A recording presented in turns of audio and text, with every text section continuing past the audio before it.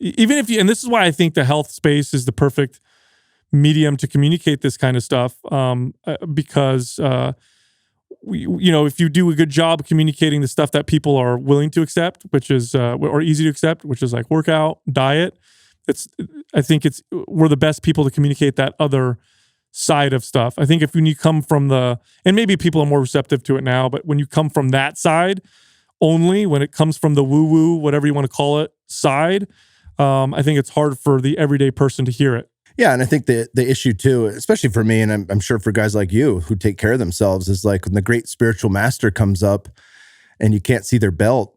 It's like, well, you're missing something here, right? The body is a temple. Like you fucking went balls deep into spiritually, and I'm sure you're not stressed, but you're not doing anything to help yourself here, right? Yeah, you're lacking this piece. Like here we are in our bodies. Mm-hmm. Doesn't matter what you believe. If you're an atheist, or if you believe there's heaven, or you believe we're going to reincarnate, no matter what you believe, what was this body right now? Yeah, what was the quote that Max Lugavere put up today? Did you see that? Oh no, I didn't see it. He posted his tweet, something about something about it. It's what we eat is a form of self-respect. Oh right. Oh, that's how you treat yourself. Right. Yeah, it's like if you were feeding a pet, or something you loved, you wouldn't give them shit to eat. You give them the healthy stuff. Dude, that's the funniest thing too. Like at the Westminster Dog Show. Yeah. It's like Best in Show. You've got like the most obese dog handler trying to keep up with like the baddest purebred dog, and it's on a like grass-fed carnivore diet, and they're slamming McDonald's in the parking lot and feeding all the good stuff to the dog. The irony, right? Not taking care of themselves. That's our message this whole time. Yeah. Eating well is a form of self-respect. Max had another great one the other day where he was saying if you go out and party till 2 a.m. every weekend, you're basically starting every Monday, Tuesday jet lagged. Yeah, because of the sleep, you don't realize how big. Even just a few hours, right? It's huge. It's huge. You don't realize how big of a deal that makes. That was to me one of the biggest game changers in being able to take my physique to the next level. Was that had to go. Like I couldn't get over that hump of like recovering, because the first 2 to 3 days was just trying to get back to square one again. And then you only have like 3 days of good eating and training, and then you're right back to that weekend again. It's like a vicious cycle. Yeah. And people wonder why you can't. How funny is that? Because I've trained a few people over time, but nowhere near, not even a quarter of any one of you in particular. How many people come up to you when they first start training and say, all right, do I got to give up alcohol? Yeah. And they're like, like, well, the people that ask that question are the ones that actually have the issues, right? Yeah. The person who's drinking a glass or two of wine at night, they're not even going to fucking bring it up because they know it's fine. Yeah, they don't even say it that way. You know what they say to us? They say, okay, I'll change my diet, but I'm going to drink on Saturday. Like, I'm not going to change that. I'm not going to give up my Sunday fun day or my glass of wine with dinner. Yeah. And so you just end up working around it. Because at the end of the day, look, you determine your values.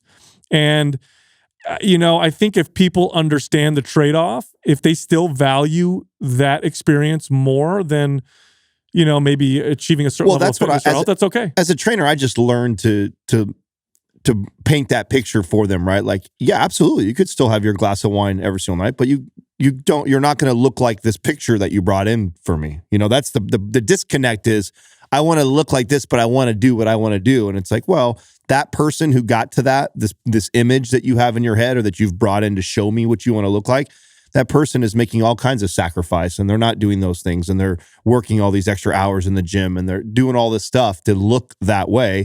If you really want to look that way, these are some sacrifices that come along. But there's nothing wrong with you saying, I don't need to look that way. I can still be healthy and balanced and have my glasses of wine. So it's really just, I think we just have, part of that is I think the way we advertise, right? We advertise the 30-day fix, and I hate people on social media that are, fitness influencers that are posting things that are like showing the shitty food that they eat, but then their 6-pack abs. Like, you fuck with everybody's head. Well, you guys were just talking about that. You're just talking about the Rock's cheat meals. Yeah. Yeah. And I mean, look, at the end of the day, I think what's important is that people understand the total value of the things that they do or the foods that they eat, for example. Like, what are all the values? So think of all the values that you could potentially get from food. There's the obvious ones, which are the macronutrients and the micronutrients and the physiological, healthy, aspects of value in terms of for my physical body. That's an obvious one. I don't think I need to discuss that one. But does food provide other value? than just that? Absolutely. There's an emotional potential value. How often do people eat because of emotion? Probably most of the time. Is there a potential value to bond with people around you? Has food ever been used in that way? Absolutely. Are there memories attached to the food? Are you using it as a way to help you through a particular process? There's so many different values that you can add to food, for example, or other things. So if you just understand the whole picture, then you make the decision and you're okay. Then you can say, I want a glass of wine or I don't want a glass of wine, rather than I can't have a glass of wine. Well, there's just a lot to tackle initially in the beginning. And we have to really like reduce it down to what's the first thing that we've accomplished so far. You got to the gym. You're here talking to me. Let's just celebrate that. Let's emphasize what that looks like. That's just another barrier we're going to have to climb over. And so we'll get to that as far as like drawing up what, the healthiest, most optimized version of you looks like. And when we just start, taking these one by one and making sure that, they feel like they're progressing, they're getting, further along in their journey. And that's going to be something that's going to keep repeating because it is slowing you down. You aren't getting there quite as effectively as you could. So that's something that we're going to keep bringing that up. Yeah. I think what we're in an interesting time right now. And I think it's becoming more and more interesting because, if you went back 50 years ago and you took a bunch of, scientists and experts in human evolution and you said to them, hey, what do you think would happen to society if we gave everybody access to all the information ever recorded? Easy. They could just look it up right away. I think a lot of them would have said, oh, we would solve all of our problems. If everybody had all that access to information, they'd have all the information they need and we would solve a lot of our issues. I think we're realizing now that's not the case. I think it's not a knowledge or information problem. I think it's a wisdom problem. So, can a person right now through their phone figure out what's the best diet for them or what food contains and all that stuff? They could very easily. The information's there. Now, can they apply it in real ways? That's a different story. And I don't think that's an information. I don't think me communicating what foods do to your body is going to necessarily help. I think what needs to be communicated more is, okay, how do you view food? What drives you to eat what you eat?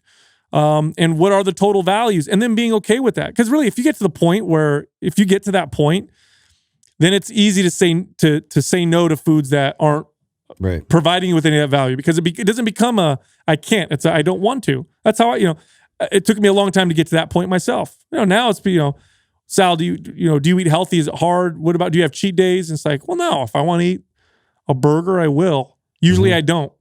I just don't want to. Does that mean it doesn't taste good? No, I can completely appreciate the flavor and the hedonism I get from eating a burger. That doesn't mean I don't, it's not like I changed that aspect of it. I love that stuff, but I don't value it as much. Yeah. I had 3 this morning. I eat fucking burgers all the time. Did you have 3 burgers twice this morning? a week? Yeah, twice a week. Tosh will make these big ass grass-fed burgers. You eat them in bread egg. And everything? Hell no. I don't eat bread. That's not a burger. It is a burger. No, it's fucking meat. Fucking knife and fork, son. Meat on a salad. You had a meat salad, bro. I haven't done a bun in years. Yeah, Really? No bun. No, I don't. Buns don't even turn me on anymore. Really? Not those types of buns. When I was in New York, that's true. Not Rachel's buns. Oh God. Not too bad.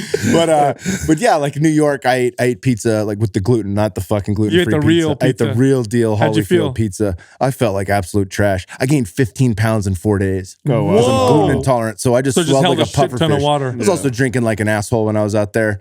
It's like all that to say about alcohol. I definitely still tear it up every now and then, but it's not a weekly thing. I'll pick my special events. I got a wedding this weekend. I'm heading to in LA, so I'll probably tear it up there, but still within reason, not like I used to at ASU. When was the last time that we all linked up? When was the last time we podcasted together? How long has it been?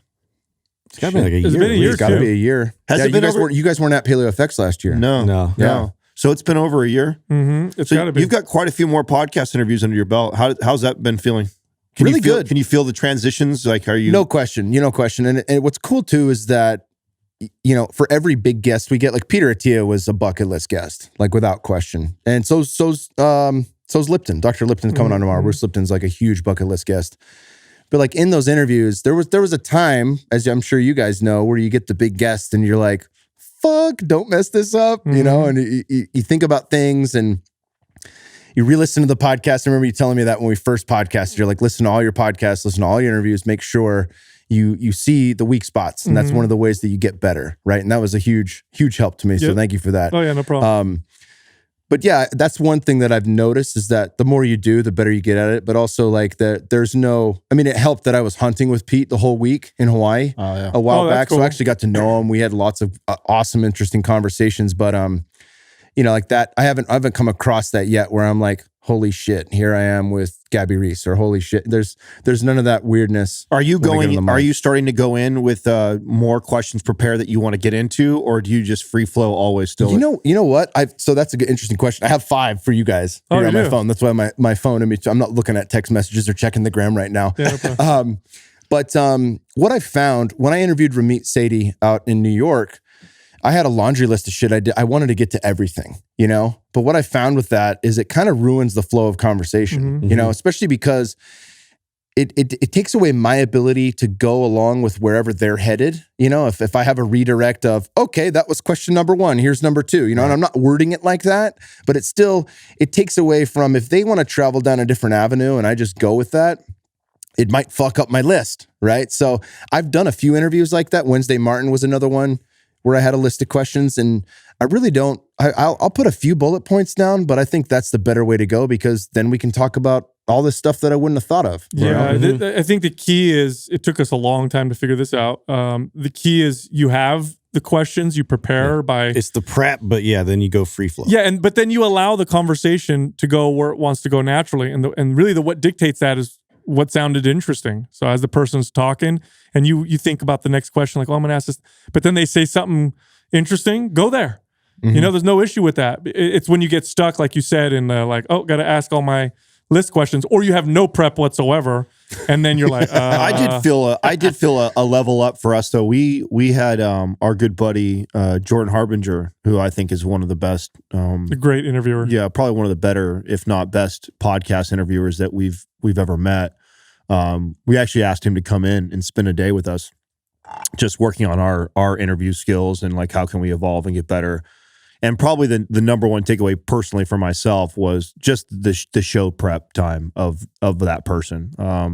You know, we always tend to get guests that we're already interested in, so we were able to off the cuff have great conversation and dialogue because I'm interested in you. You know, I don't need to dive in. But when I started to dive more into their work or what they're currently talking about right now, or their blogs and the research, and then I would list like 20 to 30 questions, but knowing that I'll never get to all those questions. I just and the research combined with the writing it down really cements it in my head, like that. Okay, I can remember all those things, and I just did this with Ryan because we had Ryan Holiday last weekend, and I have all those things in my head. Now I didn't get through probably half of them, but I did get through some of them, and because I had done all that prep, you know, it made it good. Now I think the next level is, you know, setting guests up. Like that's like, there's certain things, for example, like Ryan Holiday, he had this, he had a nasty blog written about him in 2012. And I've never heard anybody else talk about this. And I'm like, I want to talk about this. Like I want to find a way. So one of the things I'm trying to improve upon is knowing that I want to take him to a sensitive area and not being like, we're all of a sudden we're talking about stoicism. Like, oh, by the way, somebody wrote a bad article about you in 2012. Like, how do I get him to a topic that I know will be a little like fun to discuss? To me, that's like the next level of interviewing that I'm trying to get at, is knowing I want to take somebody somewhere that'll be a little controversial or make good radio, but then also not being so generic about it to where it's like, next question, you know, like, can I insert that into the conversation to get that person to flow in the direction that I want them to? So it comes off as a natural conversation, but meanwhile, I knew I was controlling it to head that direction. Yeah, and it's those unique facts. I think that's what really, it makes the interview more compelling, because people listen to a lot of these guests on other podcasts. And it's like, if you have something that's, you know, distinctively different, like that's going to provide a lot more value, you know, for people to come over and kind of listen to your specific interview. So So yeah, we took that from Jordan. He does like a really good job of also finding like all these things through Wikipedia, all these like different like levels of it that we weren't aware of, and really extracting a lot of like really unique information that he'll set them up. And it's like, wow, like I've never heard that from that guest before, which is cool. Yeah. The one thing for me that was, that took a long time, and it's still kind of not 100% there. And this was, same guy taught us this. He says, you're interviewing the guest for the audience. And the reason why he said that was, you know, I said, gosh, you know, sometimes we'll have a guest come in and I want to like pin him on something. Like they said something I disagree with, but then I kind of let it go, or I don't ask them the super hard question because I can tell that they're uncomfortable. And he says, yeah, you're interviewing them for the audience. He goes, just go for it. They want you to. And if they get angry and pissed off, you still got a great show. The guy gets up and leaves halfway through the podcast. You still have. I thought, God, that's true. I mean, how many times have you seen great journalists do that? Well, they'll ask the celebrity the hard question, and the celebrity's like, you can see it, but it's a great conversation. And I thought to and it makes it hard because I'm such a, I always want to be very hospitable. So when someone comes in my studio, it's like, I want to make you happy. I want to be friendly, even if I don't know you. You know, you're in my house or whatever. So then someone will say something, you know, like, oh yeah, you know, like who was it? We interviewed a long time ago. Dave Asprey. That was just I'll use that as an example. I'll use him as an example. While we were interviewing him, he was talking about the best way to work out. And he fucking doesn't know what he's talking about. He was talking about some machine that he does for 10 minutes once a week, max intensity. That's all. A vibe plate with like a 12-pound kettlebell. That's the best way to build muscle. And you know, I when I heard him say that, you know, inside of me, I was like, but I didn't say anything because I want to be polite. Yeah, if I did that interview now, I would say, stop for a second. That's bullshit. That's actually not the best way to work out. This actually segues into one of the conversations I wanted to have with you guys about longevity. You just released an episode about it. Yes. And the second you guys started talking about it, it brought up a lot for me because did you guys listen to David Sinclair on Rogan's? No. Oh, yeah, I did a bit. It's a great one. Yeah. So, but there are gaping holes in a longevity master's game. And Rogan does call him on it. You know, like he works out. He's like, I work out about 2 hours a week. Well, that's on one day, and an hour of that is stretching, right? And then it's like some most of it's like moderate intensity cardio, which is exactly what you guys cover in the best way to train. And then he's also on statins for cholesterol, and it's like, bro, like that's old news, man. Come on, that's just been fucking debunked already. Like, how are you not up on this? You're up on resveratrol, all the chemicals and possible. the NAD and every other shit that you could possibly do. And of course, he has and I'm not trying to shit on Sinclair. He's for sure. Well, he's brilliant for sure. He's a brilliant man, and I'm happy there are people like him doing what he's doing in the world. But from a personal standpoint, like there's some very key low-hanging fruit, you know, that base layer, the foundational layer that he's missing on many levels. Yeah, I think that space of the longevity people, the hackers or whatever, they're always looking for the latest biohack. Like special hack or biohack or whatever. And you know what? At some point, I'm pretty sure science is going to figure something like that out. At some point, they'll stumble upon something that's going to be breakthrough. I do believe that, but we haven't yet. The best stuff that we have, the best science that we have is just look at the people in the world who've not just lived the longest, but have also had the best quality of life during that period of time. Just look at that, because modern science definitely can keep you alive longer, but it's not going to be a great quality of life. We see this now. I mean, you look in modern Western societies, and lifespan has gone up over the past even couple decades. But you look at the rate of chronic illness, and that's also has gone up. And depression, suicide, all that's still increasing. Yeah, so it's not so much of a hack as much. I mean, it's like trying to learn a hack to becoming a black belt in Brazilian Jiu-Jitsu. Okay. Are there some online courses that you could take to become a black belt? I could probably find one. Just watch videos. And I could probably say I'm a black belt in jiu-jitsu. Ain't going to be the same thing as going into the gym and rolling and training and tapping out and get my ass kicked, you know, for years. I think we look too much into the weird stuff and we don't focus on kind of the basic stuff. Like The big rocks, dude. Yeah, like you can't take the shortcut to extending your life like that. You know what's gonna be funny is when half of these guys all die at 75 and 80, dude. It's gonna blow up the biohacking industry that didn't exist that long ago. You know what I'm saying? Like everybody that's waiting. My money's on Ben Greenfield, and the reason why I say that is because so far of the Dave Asprey's, the Bens, and all these different guys that we've met, in my opinion, he does the best job of addressing the big rocks first. I mean, the guy spends a lot of time in silence. He does a lot of reading, meditating.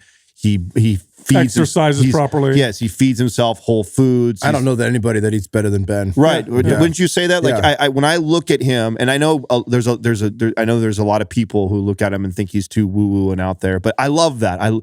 If there's a guy who's going to experiment and tell me about these fringe things and for me to hear like their experience with it, he's the guy that I want to know. I don't want somebody who says fucking that's on statins and got all these other issues, but then they've got this fucking hack to share with me. I'm like, come on, bro. If you're not doing the big rock stuff and handling that, like I can't take. Plus, it's also just this. And I think it's the human condition. It's this incredible arrogance that we have where we're like, oh, we know what to do. Like, okay, antioxidants, tons of antioxidants. That's great. It prevents cancer.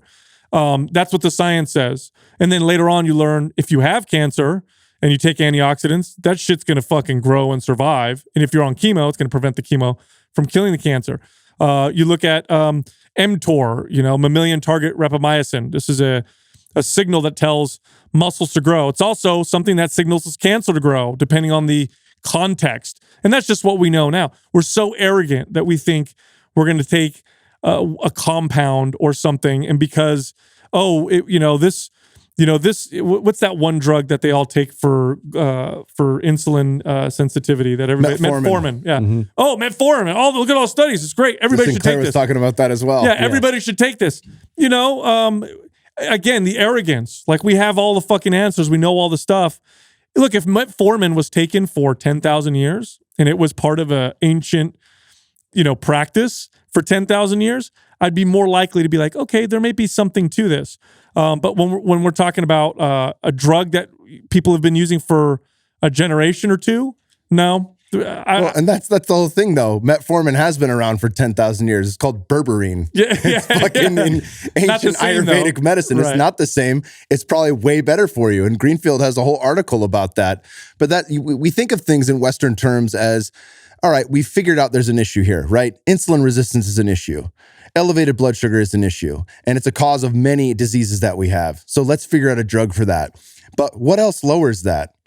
Right? Working out lowers that. And lifting weights and eating right and getting plenty of sleep lowers that. Lowering your stress response to everything in life, like the why zebras don't get ulcers talk, that lowers that. But it's also, we're looking at we have to understand something. For example, elevated cholesterol, at some levels, at some point when it gets really high, can that potentially kill you? It can. If it gets really, really high, it can kill you. But we also don't look at, so we think, okay, take a drug to lower cholesterol. But we don't realize, okay, well, why is the cholesterol high in the body? It sometimes acts as an antioxidant. The body could also be using the cholesterol to repair, weaknesses in your arteries. Your arteries may not have great integrity. And so it's using cholesterol kind of like spackle to strengthen the sides. So if I take a drug that just lowers blood sugar or increases my insulin sensitivity, I'm not looking at the downstream effects or before that. Why is it high in the first place? And so am I solving the problem? Maybe I'm making another problem. Like let's look at statins, for example. Okay, so I'm going to take statins because statins reliably and consistently lower cholesterol levels and lower LDL cholesterol levels. Reliably and consistently. That's a total fact. Okay, so I'm going to take statins even though I seem to be healthy, but you know what? I think less cholesterol is better, so let me just keep taking these statins. And then I die of heart failure because my liver is not making CoQ10 anymore. And this is something that a lot of people don't realize about statins, that they stop the production of CoQ10, which is an essential nutrient for heart function. So with statins, a lot of times you see increase in heart failure rates because of that one fact. So, okay, I'll supplement with CoQ10 then. Okay, maybe, you may be causing other problems. What works really well though, all the stuff that we've been doing forever, all the stuff we've been doing for thousands. That's the hard stuff. And here's the other side of it too. I think the fact that it's hard is one of the benefits. Honestly, do we honestly think that if I had a magic pill, let's say I had perfect science, and I had a pill that you could swallow, that would make you lean and muscular and all that stuff. It would just make you fit as if you worked out. Is that going to give you all the benefits of actually taking the time, going to the gym, sweating and working hard and working out and going through the pain? Are you going to get all of the benefits of that? No, because some of the benefits come from that, the actual struggle of doing it. So, earlier I said we're in an interesting time. I think it's interesting because we're getting pretty close to where we're going to get everything we think we want. You know what I mean? We're going to get everything we think we want.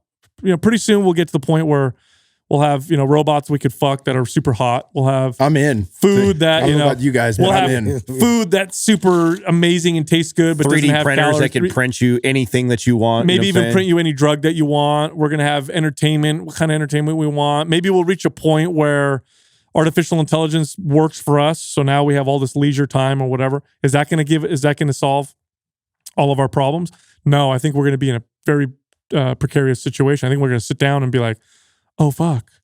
I got everything I think I want, but it's not making me feel good. I'm not really happy. I'm not really fulfilled. And I think that's maybe why you're seeing more people now go back to the ancient teachings, because I think they're getting to that point where they're like, because at some point, I think you go back 100 years, maybe you were struggling so much just to live that you didn't have to think that. You had a sense of purpose because you were like, I got to fucking work or we're not going to eat. You know what I mean? Or my job is hard as fuck. Like, that's all I got to focus on. We're getting to the point now where we're kind of chilling, sitting around and comfortable. And we're like, why do I feel sad all the time? This doesn't make any sense. So now we're kind of going back and looking at that old stuff. So I feel like there's a resurgence. Have you guys seen the documentary I Am? No, I haven't. It's the director of, he directed the first Ace Ventura. He did Liar Liar. He did Bruce Almighty. He did a shit ton of movies. He's the guy who blew up Jim Carrey. Where I'm going to get him on the podcast soon.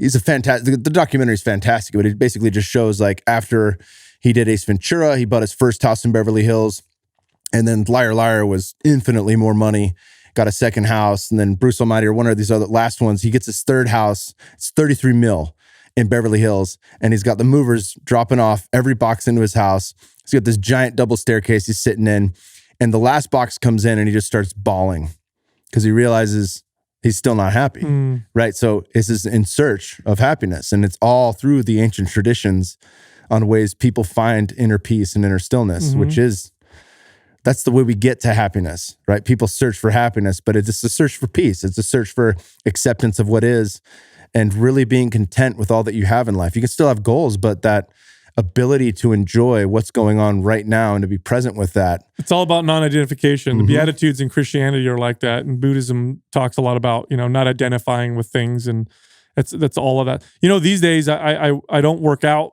to necessarily accomplish any goals. I enjoy the struggle of the workout. And you know what that means? I'll never stop. You know what I mean? Yeah. I'll never stop because I'm always going to be able to go and work out and struggle. And it's because I enjoy that part. Guess I'm going to do that shit all the time. Yeah. I'm never going to try to PR again on deadlift or squat. I'm never going to enter like another 55K ultra, but I just fucking love it. Like we did that acid bath the other day. And I was like, I'll fucking try this. We got a little leaderboard going on it. What was that? Give this a go. It's all the Concept 2 equipment. So they do this at the CrossFit Games, and it's 500 meter row, 500 meter ski erg, and 1,000 meter Concept 2 bike. Oh, it's gnarly. I did it in 4:55, and I was fucking fried. But it was awesome. It was a 5-minute workout. I spent 30 minutes warming up before it, but it was amazing. Then that's just a fun thing. I may run that back a couple more times, especially if the score gets beat. But commence the pissing contest. But it was just a fun, unique way to do that. And I'm not good. I posted the video, and of course, like everybody and their mom's like, your rowing form sucks. And I'm like, yeah, I'm not a rower. I'm not a CrossFitter. Don't you love that when you every time you do exercise video? But please tell me, tell me, send me a link to a video. I'm happy to improve. If that can improve my time, I'm fucking down. Yeah. Like I'm not acting like I know what I'm doing. We live in such an interesting interesting world that we sit around on a platform and look at these pictures of people that we don't even know, and then take time out of our day to make comments like that. I find that really fucking fascinating. Hilarious. I mean, that's to your point. Like we are so fucking bored, and we lack so much purpose in our life that we find to ourselves, looking at other people for half of our day and commenting on their stuff. Like, what the fuck that's where we're heading right now. It's a scary place. Yeah, I'm getting my form corrected all the time. Yeah. Anytime I post a video, oh, Sal, is your hip supposed to move up that fast? Or what? Right. Oh, bro. You're bending your knees. Yeah, that's all right, man. Calm down. Anyway, I think I think you can apply. One of the reasons why I like exercise so much is it's so clear, black and white, in terms of the effect and benefit and struggle and all that stuff. It's very easy. But once you learn that lesson, you can apply it to a lot of different things. So like, whether it's podcasting or business or speaking in front of people, and you find it super challenging, you can go back to the lesson you learned from working out and the fact that you love the struggle. Start to learn to love that struggle as well. God, imagine if you could love the struggle of everything. Oh, you just get better. I told this story on the podcast not that long ago. This was maybe about 6-7 months ago. And we had a crazy day here. There's employees stressing me out, shit going on behind the scenes, stressing me out, and I was frustrated. And when I get like that, I'm really good about keeping my cool and balance within the workplace. And this is what didn't just explode at Katrina when you get home. Yeah, right. So, but not somebody to dump it to. Not at her. Like I vocalized it to her, and like she's a great sounding board for me. And I couldn't even get home. I actually called her in the truck, and like I've got her on speakerphone, and I'm like, rah, rah, rah, rah, I'm going this. I'm fucking, this pissed me off. I'm fucking light the whole goddamn thing on fire. Rah, rah, I'm just like barking, right? And she's just listening, and then I'm like done, right? Ranting. And then there's like a little bit of silence, and I'm like, hello, you there? She goes, yeah, no, I'm here. Are you done? And I'm like, yeah, I'm done. She goes, would you want it any other way? And I was like, fuck, you're right.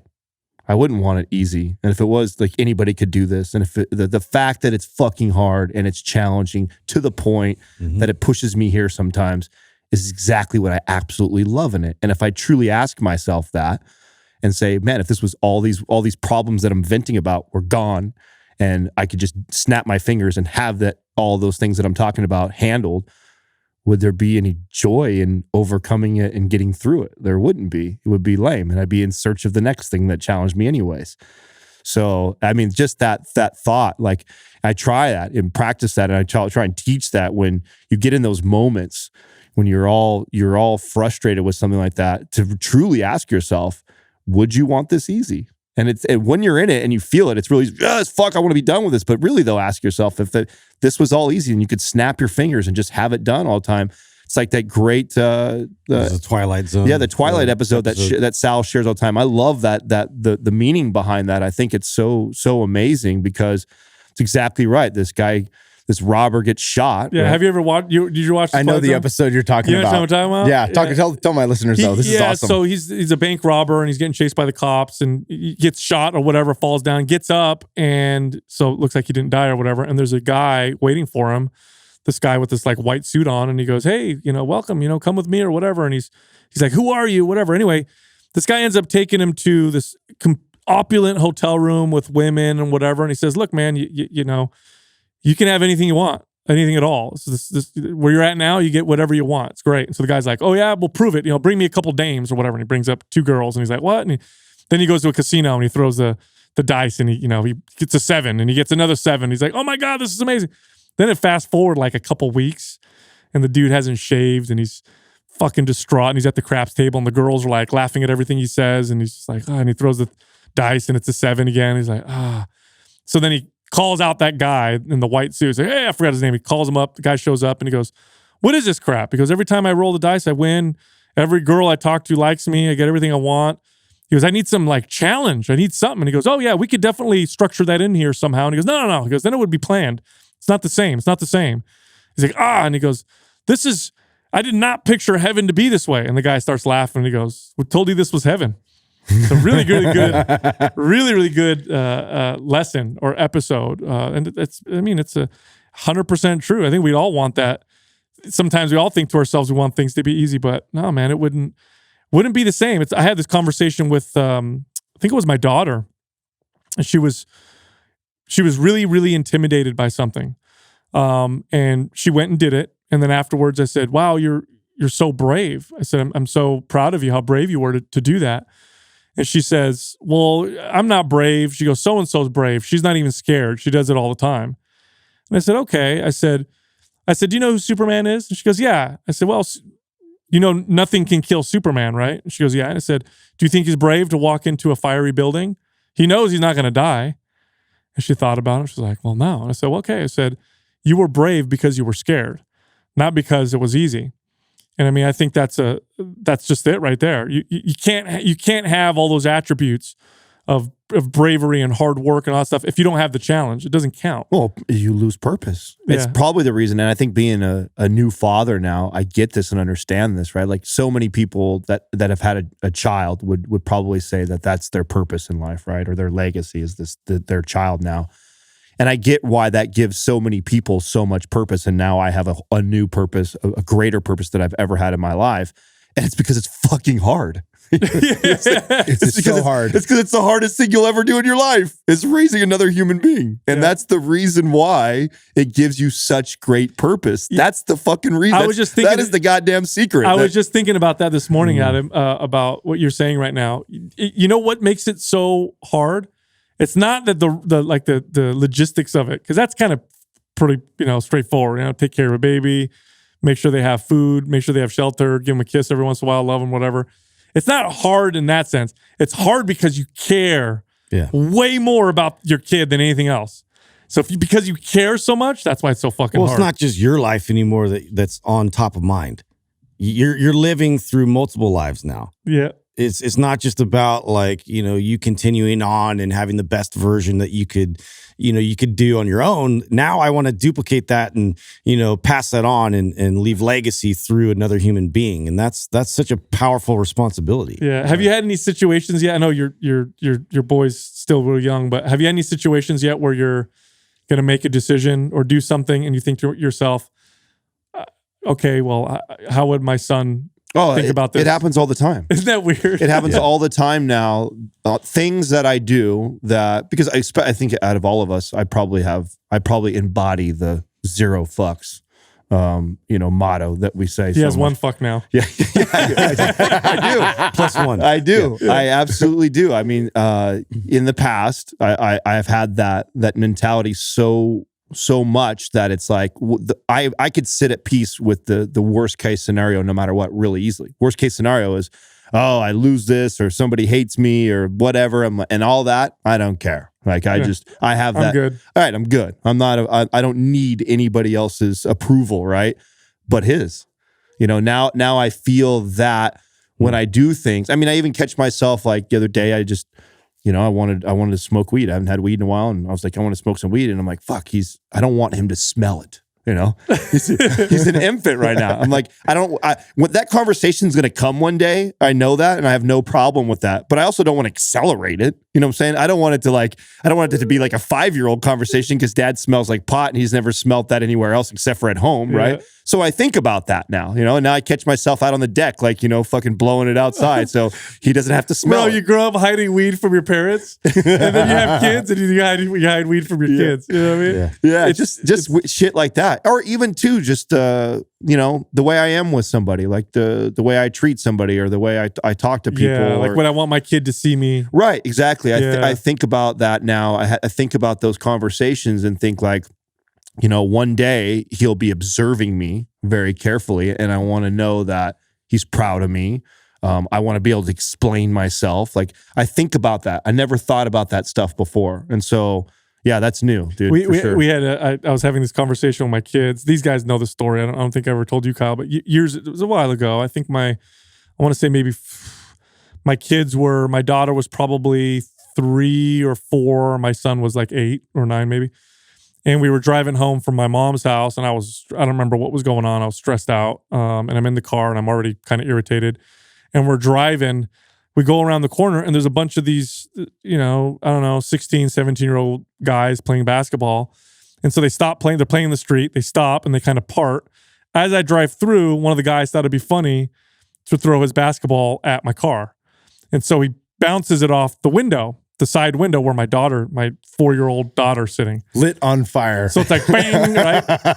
And so I controlled the rage for 3 seconds. You ever get that where you feel it and you're like, hold it, and then it comes out. So I drive for 3 seconds and then I hit the stop. And then I turn around and drive back, and the kids run inside their house, and I run out of the car. I pull up in the driveway. They're all in the house, and I don't know what to do. And I see their basketball hoop, and I fucking broke it. I picked the big, those ones that they put on the side of the road. I smashed it, kicked it, crushed it. Get in the car, start driving off.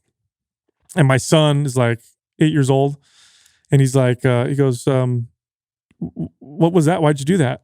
And I said, well, they, and I'm like, oh shit, I got to explain it to my kid. Like, if I'm by myself, like, oh, fucking hell, whatever. I got to explain it to my kid now. So I'm like, well, I got real mad, and they threw the ball at the window where your sister's sitting, and I felt overprotective. I felt like I needed to protect you guys. So I went back, and that's what you saw. So we're driving still, and my son goes, you put us in more danger by bringing the car back and then opening the car door. And he's being totally logical. He's right. So at that moment, I had to stop. I've had a few moments like this with my kids where, because you're the parent, you want to be right. You want to tell them you'll understand when you get older bullshit.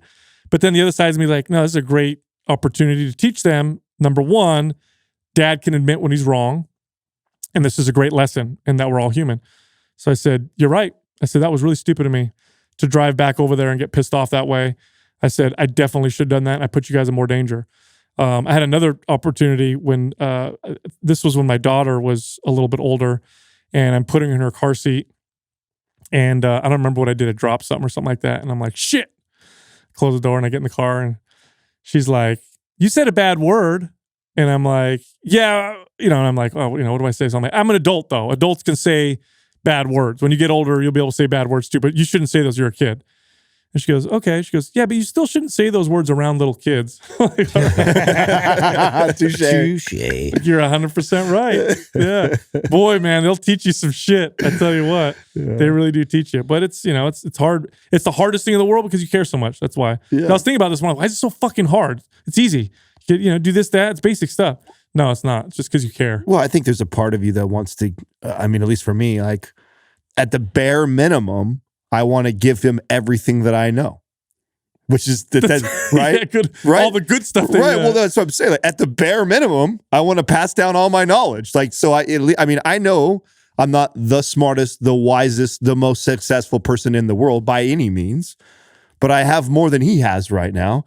And so by bare minimum, I want to give that. But that in itself is a fucking lifetime of, explaining those situations and doing that. And so self-awareness. Right. Yeah. No, it's fucking It's crazy. all experience too, though. Like we want to set up all these ways we can teach, but we're all learning through experience. Right. And that's just it. Like, I think Jordan Peterson talked about that beautifully. Would you set up this perfect little bubble for your children where they were completely safe and didn't have to worry about failure, didn't have to worry about getting hurt, didn't have to experience life in its fullness and realness?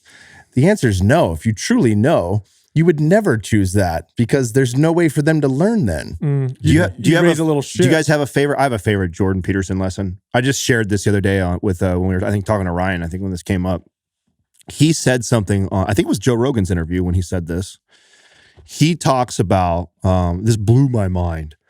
He's talking about like how we plan for a vacation, and like you got a week-long trip next year that you're going to Europe or whatever like that, and husband and wife they plan it out to every minute, to the hotels and your shopping prices. And, he goes on and on talking about how much energy and effort that we put into trips and vacation like this, and hours and days spent on it.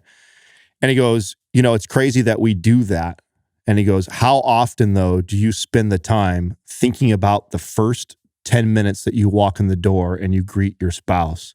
Yet you'll do so much more. That'll equate to 5 times more than that entire week of that vacation over the course of your life. And how much time do you actually spend preparing for that, which arguably will be more important than almost anything else that you do in your life, especially when it comes comparison to traveling or going away for a week or whatever.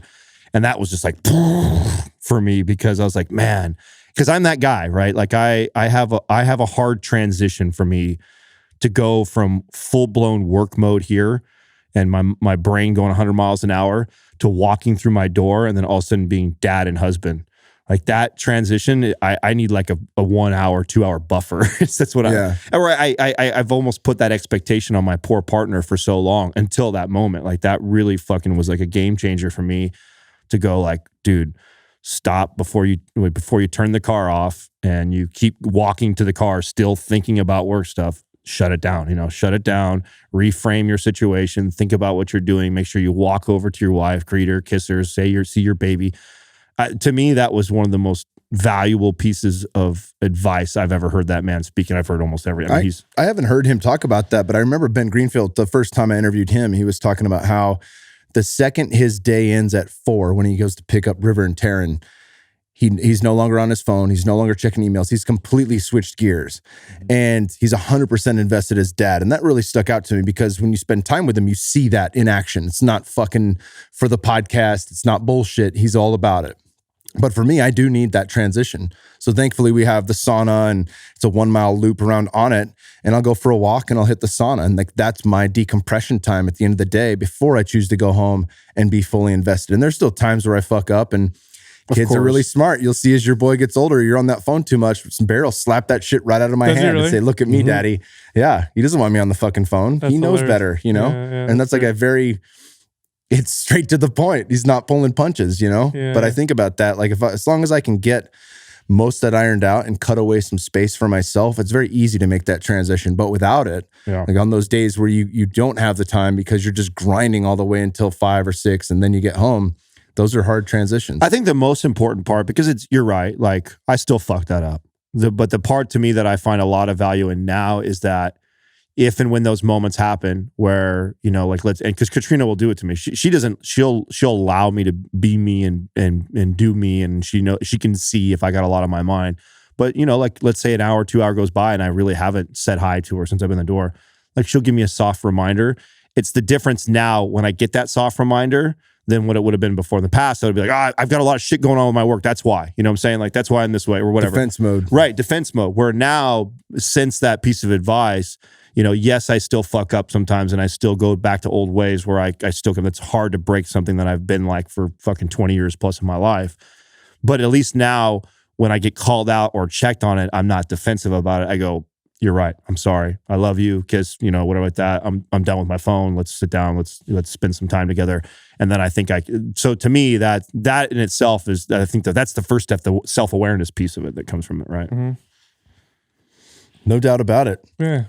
Well, what we got, I think we got a time for 10 minutes left, right, Doug? Yeah, we got some time. All right. So I do have one question that I'll ask you guys, because you guys at least have one boy each, right? Yeah. So everybody here in this room, we're all men, at least as far as I know. Yeah. And we all have boys that we're raising. What does it mean to raise a boy in the modern era, and how are you prospecting you will help them to become a man? Oh, wow. Somebody, we do on our Instagrams every once in a while, we do the live Q&A, or not live, but the Q&As where people ask you a question, you answer it. And I got that question asked of me twice. So people will typically ask fitness questions, but every once in a while I'll get a personal one. And somebody asked me, what does it mean to you to be a man, like a good man? And I thought about it for a second. And the best answer I could give was to be an amazing father. Same person then saw my answer and came back and said, well, if I don't plan on having any kids, how can I become a good man? And I said, act like a good father would act. and I think that's it, 100%. So rather than saying what makes a man a good man, or how do you turn your son into a good man? Well, what makes a good father? You don't have to have kids, but what makes a good father? What are the characteristics? Integrity, I think, is number one for me. I think this is true for men and for women, but to be who you are and be honest. And integrity is not just about saying what's on your mind. It's also about being vulnerable. That's integrity. So saying I'm scared, I'm afraid, I messed up, I'm wrong, all the stuff you don't want to say or admit, especially to your own kids, that's integrity. I think that's a very important one. Be a consistent provider, a consistent support system, and a consistent protector when needed. I think that's important. I think consistency is sorely lacking with a lot of fathers these days. In some demographics, as much as 3 out of every 4 families are raised without fathers. Complete inconsistency. It's so bad, and it's better now than it was before, I guess, but it's so bad today.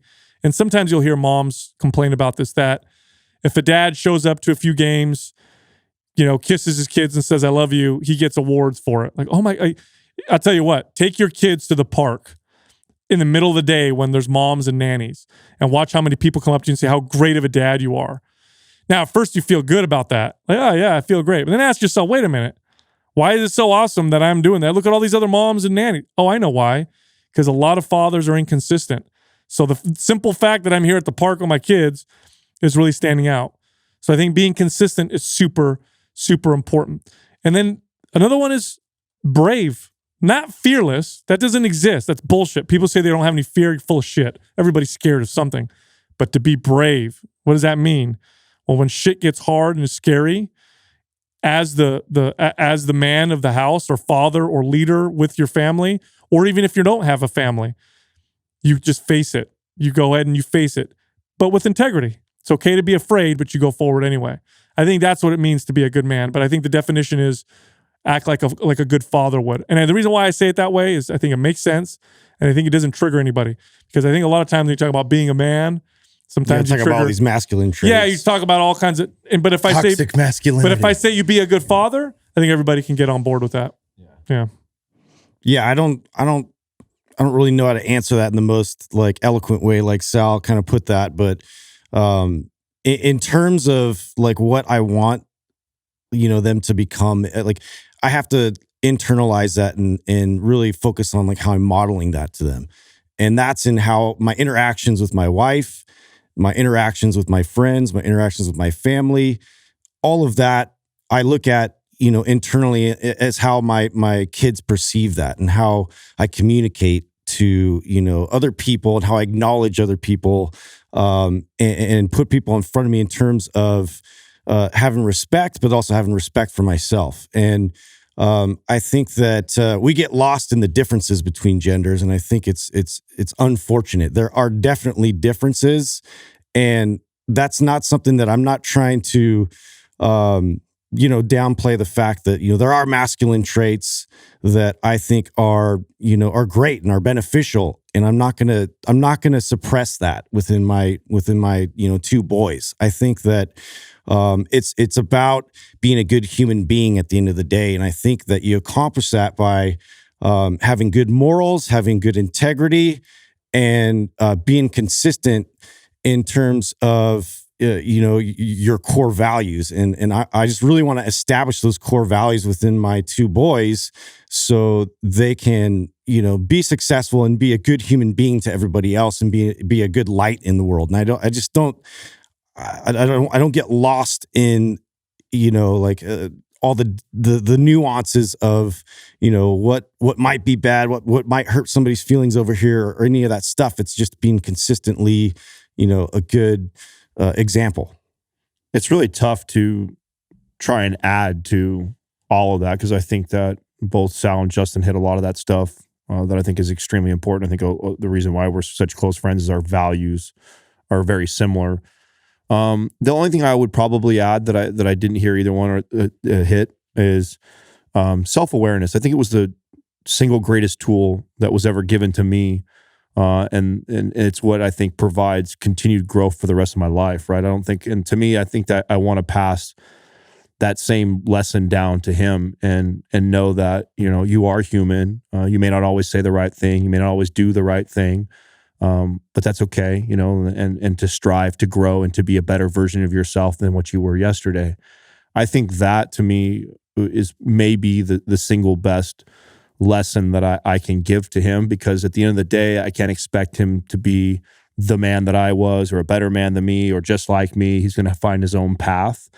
But I can teach him to be a better version of himself every day and to seek that. And then also to Justin's point, to be the best example that I possibly can, so he has something to model after, right? So to me, that's about the only thing I could add to, I think, what they said, because I think they both said it really, really well. And then maybe I plan to read a lot of Dr. Seuss to him and unpack those. Yeah. Hell yeah. I think Dr. Seuss is one of the greatest philosophers of all time. I wish I understood the message that he was delivering in all of his writings as a kid. I wish somebody unpacked it for me. I just read him as a rhyme. just entertaining. Yeah, as a kid, you just read him as a rhyme, where I can't wait to teach my son, like, do you know what he means by this? And where that applies in like your life. Like, I think there's so many great lessons that are taught in a lot of his books. And so there's a fantastic book we got, Bear, from Dr. Seuss. It's The Places You'll Go. Yeah. It's fucking, man. The first time I read it, I got welled up big time. Yeah. It blows your mind as an adult book. reading. I read so much Dr. Seuss as a kid, no idea what he was saying half the time. No idea. Yeah, just rhymed and it was funny, good pictures. Yes, and exactly. But as an adult going back and reading a lot of it, like, whoa, that's fucking deep for a kid right there. Like, I wonder how many parents actually take the time to ask the kid, like, do you know what that means? And like where this may apply in your life, and then kind of helping them unpack and give them an example. Like, it's something that once I understood what was being taught in there, it was something I was like, man, when I have a son, like, we're going to not only read these, but I'm going to teach them what's being taught in this. Right? I think that's a good question that you asked, though, Kyle, because I think a lot of the issues that we may see today is the result of a lot of men not being good men. And I don't mean by being bad. That's not what I'm talking about. Obviously, someone committing crimes and hurting people, that's obviously bad. I'm talking about there's a lot of guys that just were not good fathers or didn't act like good fathers.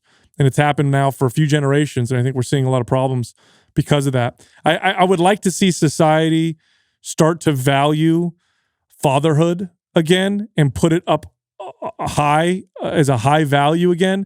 I think for a long time we've made fun of dads. It's not that big of a deal. It's not important. We've placed more value on being a bachelor, and I think we've done that for parenting in general, and even women. One of the things I'm struggling with right now is, I've fallen in love with an extremely independent woman who was raised to make her own money. You don't have to ever rely on a man to provide for you. And I was attracted to that. That's one of my favorite things. And I'm in this weird position right now because now having a child and seeing her with him and knowing like I want her to be with him as much as possible. And we don't need the extra money that she's going through, but yet that's what she loves and her independence. And I think there's a problem in our society right now that we've pushed this agenda so much of, I am woman, hear me roar, and independence, and more women in the boardroom, more women as CEOs, that we've almost devalued the value of them in the house and being a mother. Like, now that I see that, I go, holy shit, like, I was so attracted to you being this executive woman and a grinder, but now seeing you as a mother with my son and knowing the importance of that, and that you're impacting one of my blood for the rest of his life. Holy fuck, that's way more. You're right. Parenthood has just been raising kid. Being a parent has just been devalued across the board. And it's not to say you can't choose to do what you want, but I think, and I know this, I've just through training a lot of clients and a lot of my friends, where they feel like criticized for, well, I have this master's degree but I don't want to work. I want to be, I want to be here with my kids. But I think I need to work, almost feeling the pressure of to not be. Oh, my wife got that from her old, coworkers. Is like, oh, what a waste. Like coming back to, be a stay-at-home mom and take care of my kids. And it's so unfortunate that you feel that way. Like I just don't see that at all. It is such a blessing that she could be there. Helping to build and develop their minds. We just got done saying it's the hardest fucking thing you'll ever do in your life. So it deserves the most respect ever. You know what I'm saying? It's harder than running a company. It's harder than doing all that stuff like that. You know what I'm saying? So it blow. And I guess I never thought about it as much as I've been thinking about it now with a 3-month-old at home. And I'm going like, fuck. And so it's a real fine dance that I'm dancing right now, because I also love my girl and I want her to do what makes her happy, And so I'm like, whatever you want to do, if you want to stay home with them or whatever, I'm wanting that and leaning towards that. But then I also don't want to kill her independence and push her that way. But I really do feel like it's been this agenda that's being pushed for so long. And I fell right into the trap too of thinking that way because it was an attractive quality. But now that I see things differently being a father now, I'm like, fuck, man, that is such an and important role. and for men, it's like it's all about like how many girls you could sleep with, how much money you have, and flashy, and you know the lone wolf, and I'm not tied down, and that's really cool. Oh, you're a dad. Oh, well, fucking, you're tied down. Oh, that sucks. You can't do whatever you want. You can't, and it's just it's crazy. It's crazy to me. You know, being a dad needs to be cool again. You know what I'm saying? Where oh, you're a father. Oh, you're fucking good dad. That's the man right there. Like, oh, you're 40 years old. You're not, you want to go party and do whatever, but you're not really responsible. Maybe you should become a little bit more responsible. Maybe there should be a little bit more pressure on that side. I'm not saying that, you make your own choices. I get that, but it's been the reverse for so long. Dads get made fun of on TV. It's like a shitty job. Like married with children. It's like, no, man, it's fucking the most important thing you'll ever do. It needs to be cool again. And if you're a fucking man and you have a kid and you're not there, you need to have some serious societal pressure. Your buddies need to call you an asshole. A lot of guys don't do that to their buddy. Oh, you got a kid. Oh, you never, whatever. Let's go hang out. Let's go to the bar. No, man, you're a piece of shit. Go take care of your kids. You know what I'm saying? I feel like it needs to go back in that direction a little bit. And also just putting it up there. Like, this is the greatest thing you'll ever do. So that's why I think that was a good question. Fuck yeah, guys. Yeah. It's been excellent having y'all back on the show. Thanks, man. Yeah, man. Thanks for having us on. Again, I dude. love each and every one of you. Yeah, you too, bro. I love you too, bro. Yeah, Thanks, for sure. man.